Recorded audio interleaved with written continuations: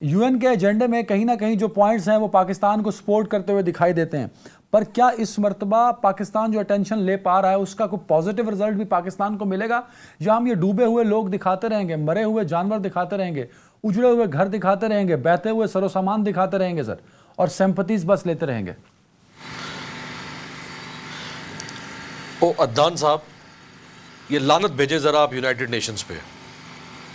पहले जरा इधर सुन ले, इधर क्या हो रहा है। अच्छा सर, जो आप अपने इब्तदाइये में फरमा रहे थे कि पाकिस्तान में कोई तहकीक नहीं है क्लाइमेट के ऊपर और कोई रिसर्च नहीं हो रही, अब सुने जरा इस मुल्क में क्या हो रहा है। यूनाइटेड नेशंस को बार बार आप चुलते आते हैं कि यूनाइटेड नेशंस आके मदद करे, ठेका लिया उन्होंने यूनाइटेड नेशंस ने आपका, ये दुनिया के तरक्की याफ्ता ममालिक ने ठेका लिया उन्होंने आपका, उनके पास अपने करने के कोई काम नहीं है।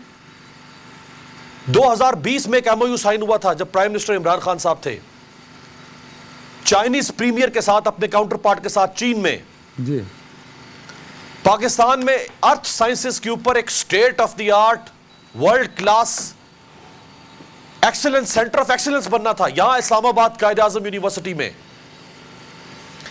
10 अरब रुपए उस पर लागत आनी थी। चीन ने हुकूमत पाकिस्तान को कहा कि इस 10 अरब रुपए में से सिर्फ 2 अरब रुपए आप खर्च कर लो, 20%, बाकी 8 अरब रुपए हम देंगे आपको, चाइना देगा। पिछले 1.5 साल से चाइना का टॉप नॉच प्रोफेसर जो अर्थ साइंसेस पर काम करता है, तहकीक करता है, वो 8 अरब रुपए लेकर यहां इस्लामाबाद में दर दर ठोकरे खा रहा है, धक्के खा रहा है। जो हुकूमत पाकिस्तान ने कायद आजम यूनिवर्सिटी में अर्थ सेंटर के लिए जो इंफ्रास्ट्रक्चर बनाना था, वो इंफ्रास्ट्रक्चर ही नहीं बन सका आपसे 2 अरब रुपए का। वो 8 अरब रुपए का इक्विपमेंट देने को आपको तैयार थे। उसमें क्या होना था, सुने जरा। ये जिस सैलाब की वजह से आप आज डूबे 3.5 करोड़ लोग, इस सैलाब पर तहकीक होनी थी, उस पर ग्लेशियर्स पर तहकीक होनी थी, क्लाइमेट चेंज पर तहकीक होनी थी, मिनरल्स पर तहकीक होनी थी, जितने जुज़्व हैं अर्थ साइंसेस के ऊपर तहकीक होनी थी। दुनिया से 200 साइंटिस्ट ने आकर यहां पर काम करना था। उन 200 साइंटिस्ट में से 100 पाकिस्तानी साइंटिस्ट होने थे और 100 पूरी दुनिया से अर्थ साइंसेस के साइंटिस्ट ने आना था। आपसे एक बिल्डिंग नहीं बन सकी 2 अरब की, वो 8 अरब रुपया, वो लोन नहीं था, वो आपको इमदाद थी कि रख लो भाई, कुछ कर लो नकम्मो, कुछ बना लो सही, तुमने हट हरामी करनी है सारी जिंदगी, और जब डूबोगे फिर हमारे पास आ जाओगे कि यहां पे पैसे दो पैसे दो। क्यों दे भाई वो पैसे आपको? आप डूबे, आपको डूबना चाहिए था, आपको हर साल डूबना चाहिए था। और खुदा करे कि इस सैलाब का की सतह जो है वो इस्लामाबाद के प्राइम मिनिस्टर हाउस तक आए। ये भी डूबे 500 फुट गहरा, 7 कैबिनेट सेक्रेटरी भी डूबे, 7 प्रेसिडेंट हाउस भी डूबे, सुप्रीम कोर्ट भी डूबे इस मुल्क की। लेकिन फर्क फिर भी नहीं पड़ना, क्योंकि इनके तो असासे बाहर है, ये तो उड़ेगी या फिर फील्ड जाके बैठ जाएंगे बाहर लंदन में। यार क्या यूनाइटेड नेशन से हम पैसे मांगते हैं, कभी हम कहते हैं फलाना मुल्क, हम आज फिर प्राइम मिनिस्टर वहां पैसे मांग रहे हैं। क्यों भाई पैसे दे वो आपको?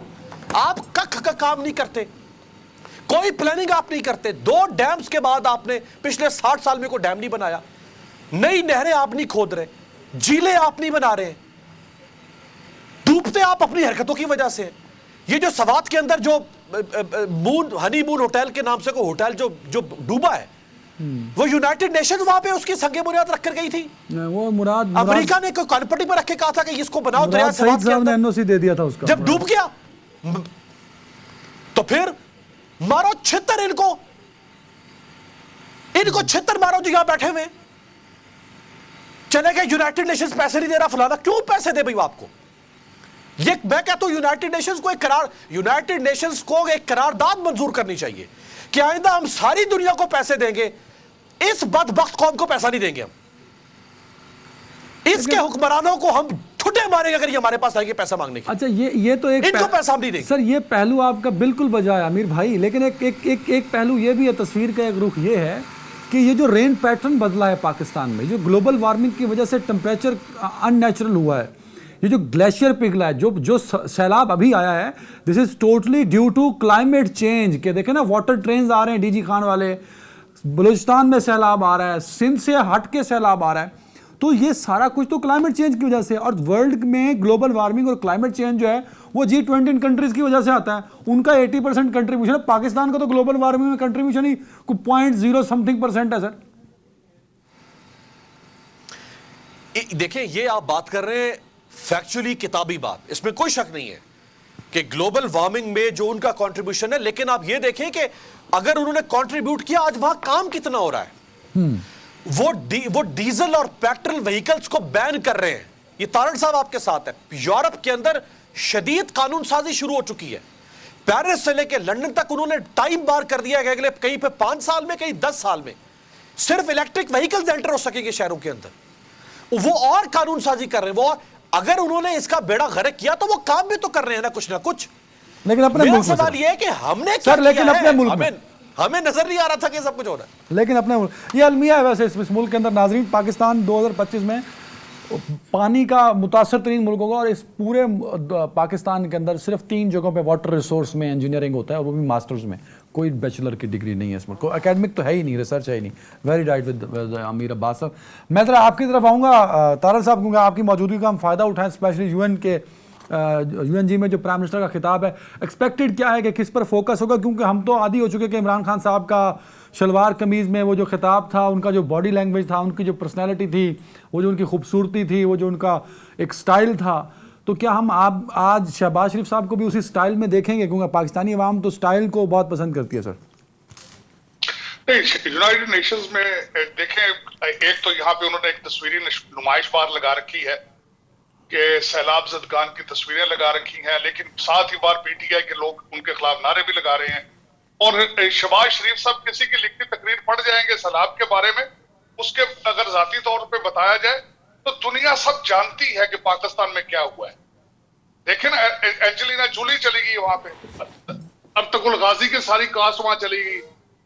अफसोस इस बात का है कि दुनिया सब देख रही है, पाकिस्तानियों को नहीं देख।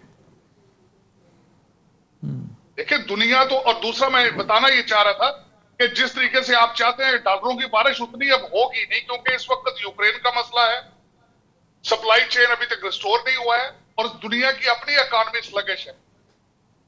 और तीसरी आखिरी बात मैं ये कहूंगा कि आपके तरफ पैसे जाएंगे, इंडिया से होके आएंगे। इंडिया की इतनी लॉबी स्ट्रॉन्ग है, हर जगह पे एक बैरियर है, आपको वो बैरियर क्रॉस करना पड़ेगा। वो बैरियर किस तरह क्रॉस करेंगे? अब मैं आपकी बात से एग्री करता हूं कि ग्लोबल वार्मिंग तो होगी ना जी, लेकिन पॉलिटिकल वार्मिंग का क्या है आपके हालात? आपकी इकोनॉमी की वार्मिंग के हालात क्या है? सैलाब से तो आपको अभी आया है, बैंकरप्सी डिफॉल्ट पे तो आप पहले ही बैठे। सर दो चीजें तारड़ साहब छोड़ के जा रहा हूं, ब्रेक का कहा जा रहा है। एक इंडिया वाली शर्त जो जिसका तस्करा आपने किया, वो किस हद तक जरूरी है, और जो पॉलिटिकल वार्मिंग का आपने लफ्ज यूज किया है, इस पे अमीर अब्बास ही कमेंट करेंगे।